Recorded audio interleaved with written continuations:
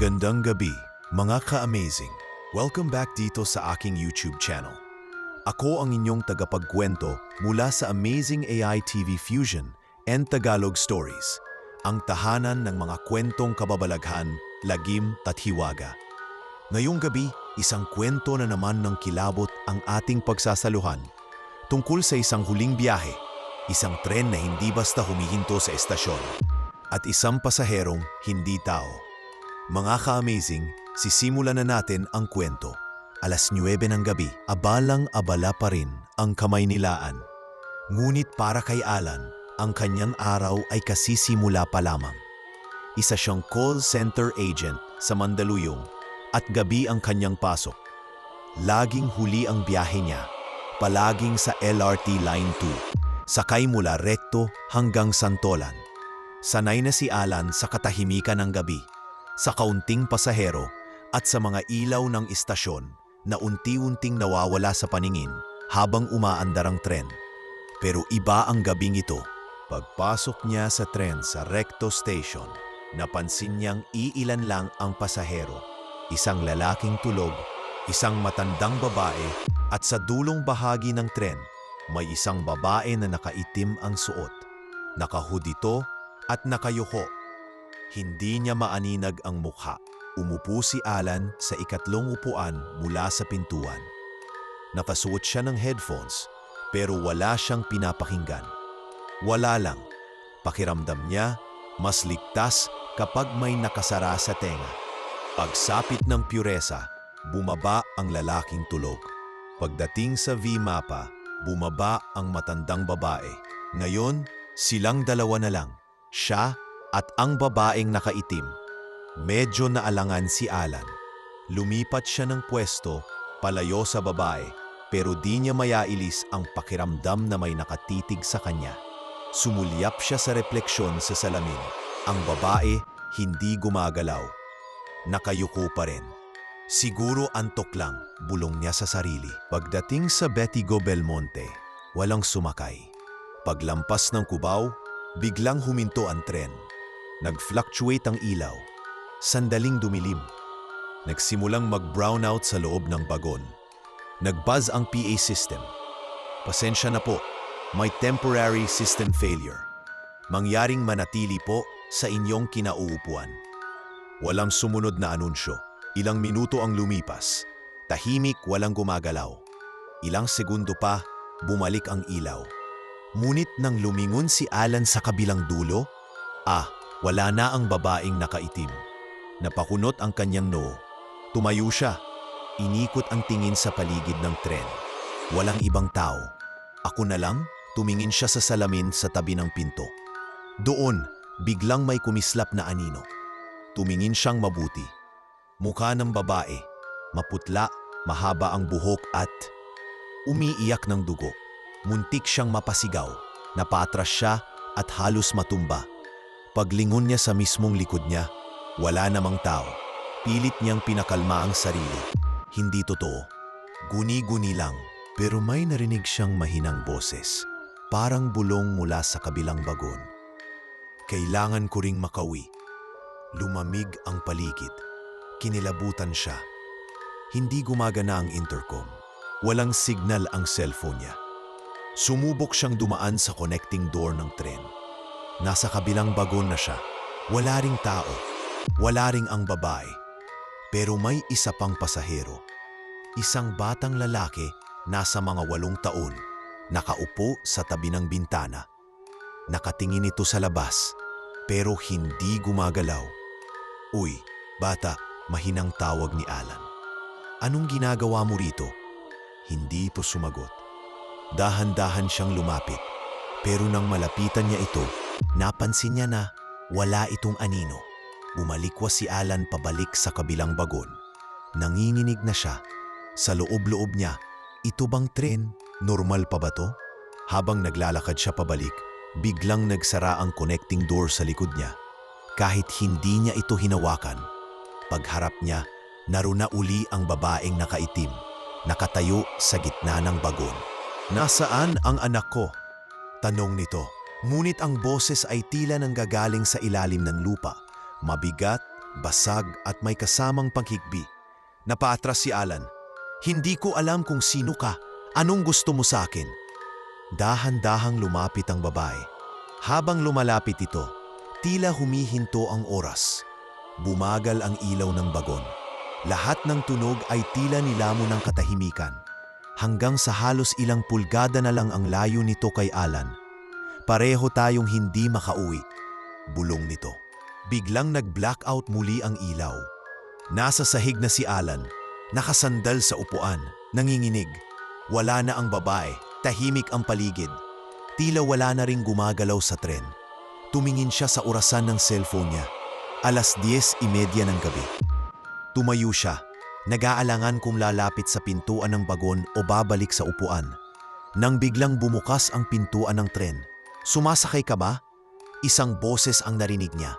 Sa may bukas na pintuan, isang lalaki, naka-uniforme ng parang maintenance crew ng LRT, ang nakatayo. Opo, stranded po yata yung tren, hindi po gumagalaw, sabi ni Alan habang pinipilit maging kalmado ang boses.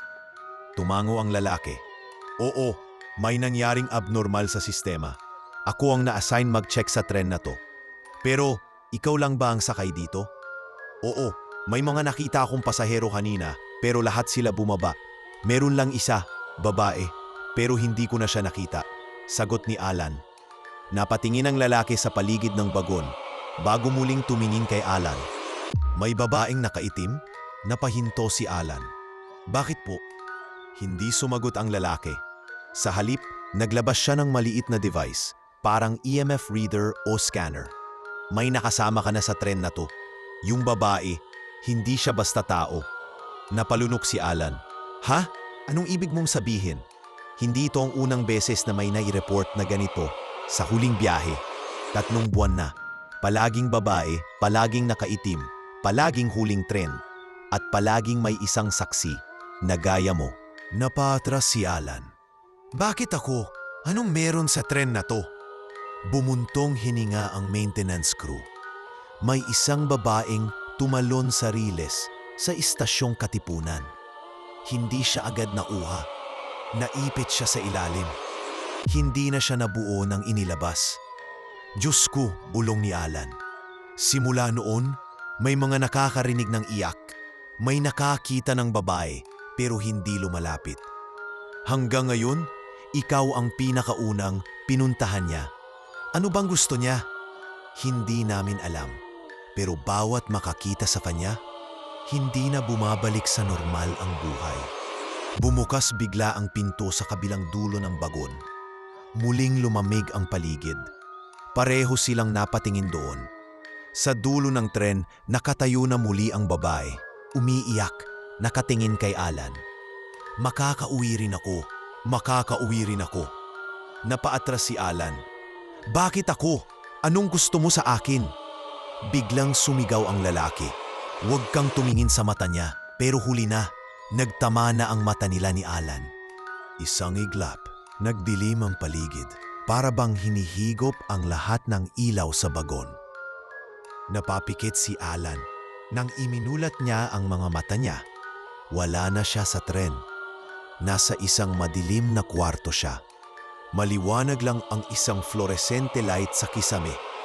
Sa paligid niya ay mga upuang bakal na parang sa istasyon. Wala siyang cellphone, wala siyang relo, wala siyang ibang kasama. Hello? May tao ba dyan? Walang sumagot. Tumayo siya. Pilit inaaninag ang paligid.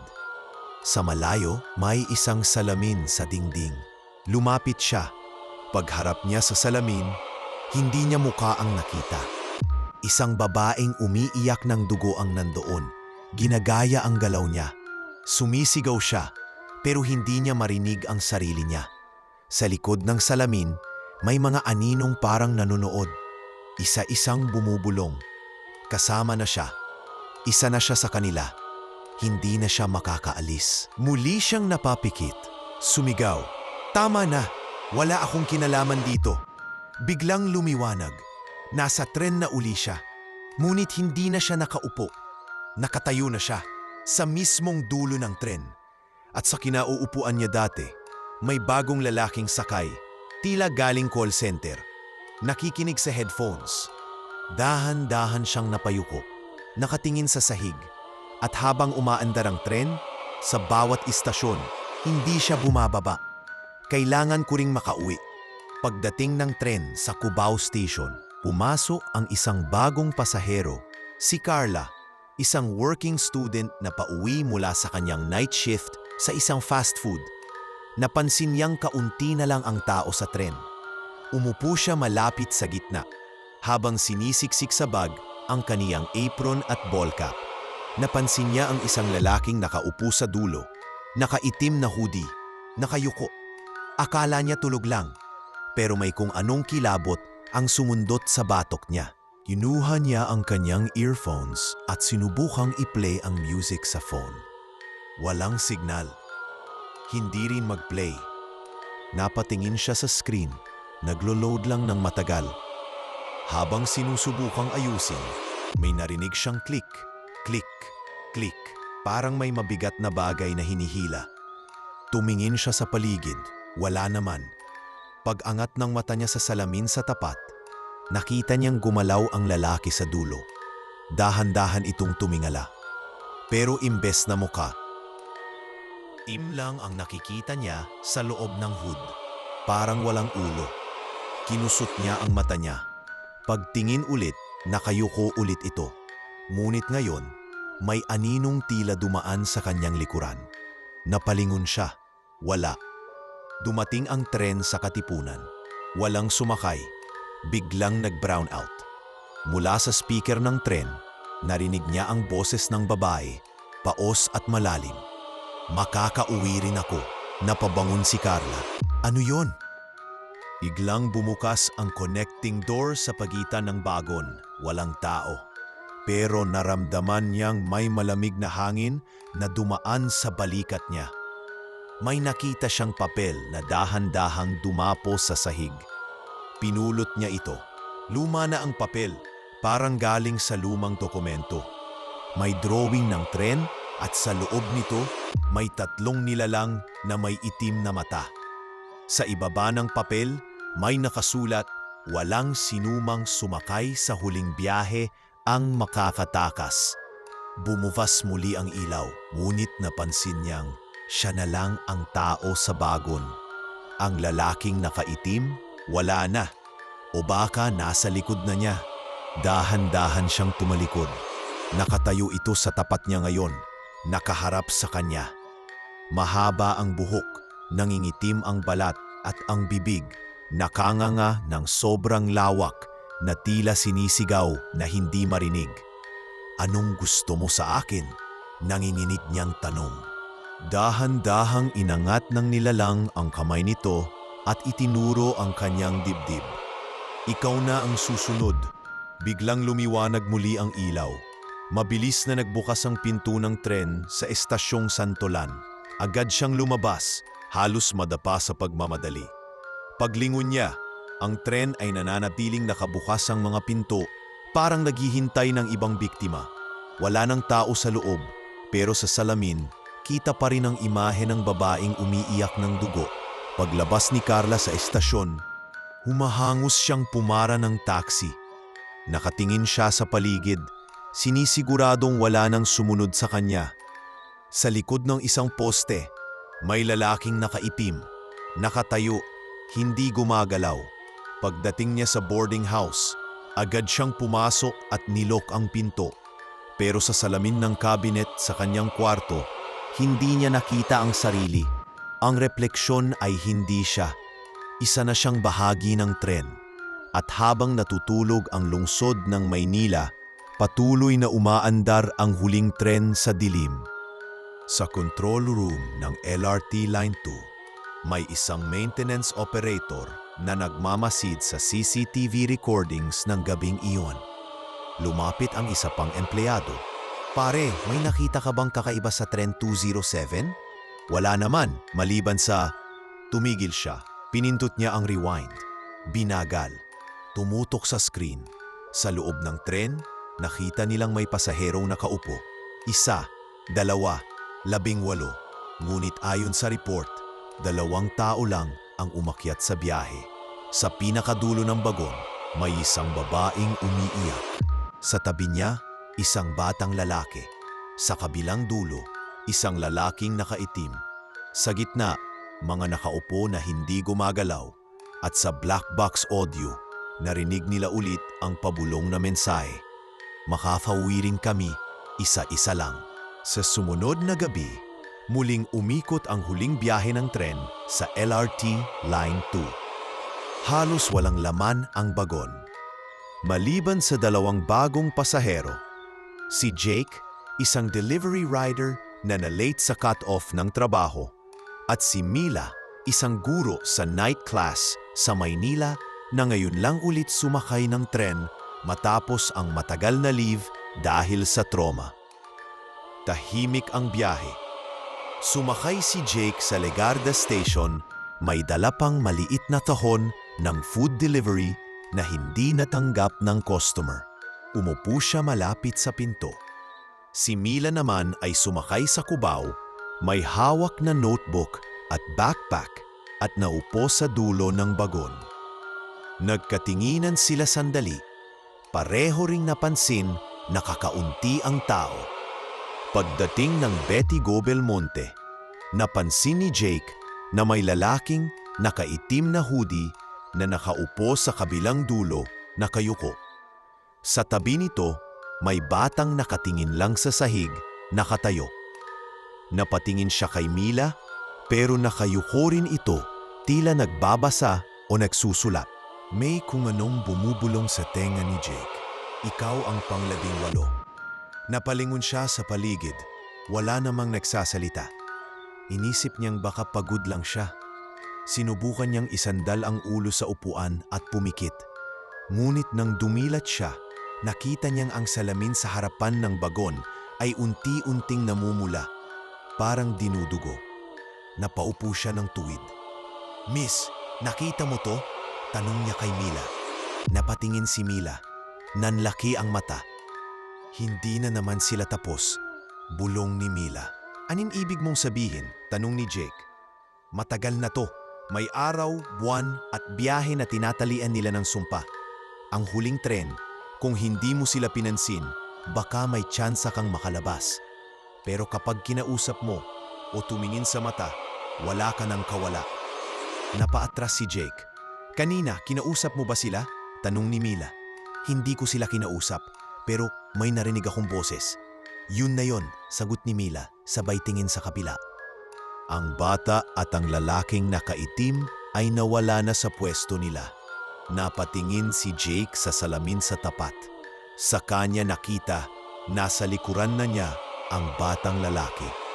"Kuya, gutom na ako," bulong ng bata. Hindi niya napigilang tumayo at tumakbo papunta kay Mila. "Anong gagawin natin? Buksan natin yung emergency exit?" "Hindi mo mabubuksan yan habang umaandar at hindi tayo makakatakas sa normal na paraan. May isa na lang paraan." "Ano?" "May aklat akong nakuha mula sa matandang madre na minsan ding naging saksi sa mga kaluluwang nakakulong sa tren. Galing daw sa sinaunang anting-anting ng tagapagbantay ng mga daang bakal. Nasa akin yung pahina ng dasal, pero biglang nag-blackout. Sa kadiliman, narinig nila ang sabay-sabay na pag-iyak ng babae, bata at matanda. May mga yapak na parang bakal ang tunog sa sahig. Kasabay nito, ang pag-ikot ng malamig na hangin at amoy ng sunog na kuryente." Muling bumalik ang ilaw. Ngayon, hindi lang sila ang nasa tren. Puno na ng tao ang bagon. Mga pasaherong walang muka. Lahat nakatingin kay Jake at Mila. Hindi sila mga multo lang. Sila ang mga kaluluwang naipit dito. Mga hindi na nakauwi. Bulong ni Mila habang nanginginig. "Nasaan yung pahina ng basal?" Sigaw ni Jake. Kinuha ni Mila mula sa kanyang notebook ang isang ginupit na pahina. Nakasulat sa lumang baybayin. May itim na tinta at tanda ng dugo. Sinimulan niyang bigkasin ang dasal. "Amang kaluluwang tagapagbantay ng riles, buksan mo ang daan sa liwanag." Ngunit sa kalagitnaan ng dasal, biglang hinablot ng isang aninong babae ang notebook ni Mila. "Hindi kayo aalis dito. Kami ang dapat makauwi." Itinapon ng babae ang pahina sahig. Tumilapon ito sa pagitan ng mga aninong pasahero. Mabilis na tumalon si Jake. Sinubukang kunin ang papel habang ang mga aninoy unti-unting lumalapit sa kanila. Naglalakad ng paunti-unti. Sa bawat hakbang, parang humihina ang ilaw ng tren. Parang hinihigop ang lakas nito. Pagdampot niya sa pahina, dali-daling isiniksik ni Jake ang sarili sa ilalim ng upuan kung saan mas maliwanag. Binasa niya ang natitirang bahagi ng dasal habang nilalabanan ng takot. Iligtas ang hindi pa huli, itulak pabalik ang mga ligaw na anino at ipasok sa liwanag ang dapat makatawid. Muli, lumiwanag ang tren. Lahat ng anino ay sumigaw sa matinis at masakit sa tenga na tinig. Bago isa-isang naglaho na parang usok, tumigil ang tren, bukas na ang pinto. Nasa santolan na sila. Pareho silang lumabas ni Mila, hingal, luhaan at halos hindi makapaniwala. Paglingon nila sa tren, wala ng tao. Pero sa isang iglap, bago magsara ang pinto, nakita nilang sa loob ng bagon. Nakatayo si Alan.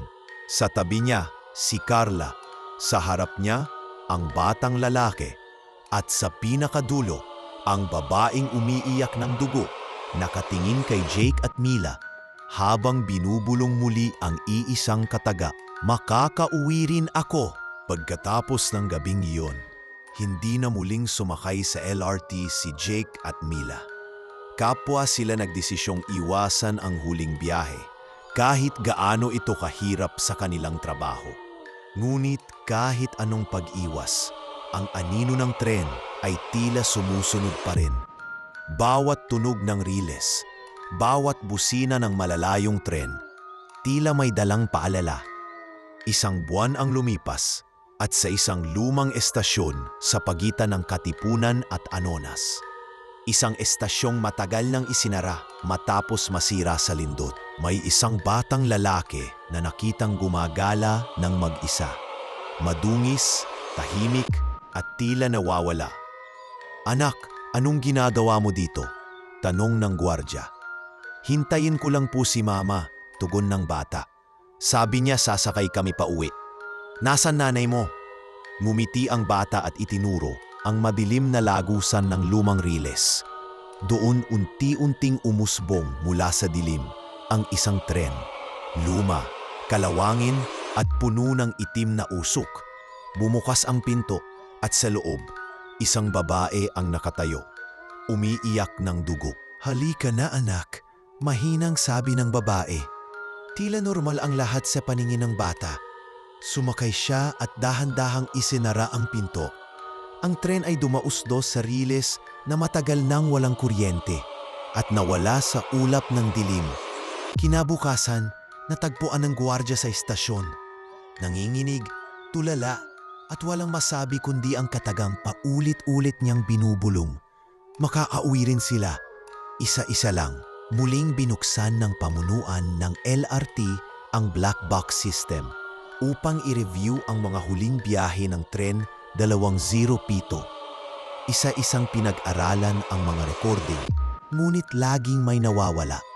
Parang sinasadyang putulin ang mga segment kung saan may makikitang kakaiba. Ngunit sa huling file, may malinaw na kuha. Isang bagon, puno ng pasahero, ngunit lahat nakaitim, walang mukha. Lahat nakatingin sa kamera. At sa harapan ng bagon, isang karatula, biyaheng hindi na makakauwi. Habang ang audio ay iisang boses lamang pabulong na uulit-ulit. "Kailangan ko ring makauwi. Makakauwi rin ako. Makakauwi kayo." At sa pinakahuling segundo ng video bago ito mag-blackout, isang mensahe ang lumitaw sa screen. "Huwag sasakay sa huling biyahe." Diyan na nagtatapos ang ating kwento, mga ka-amazing.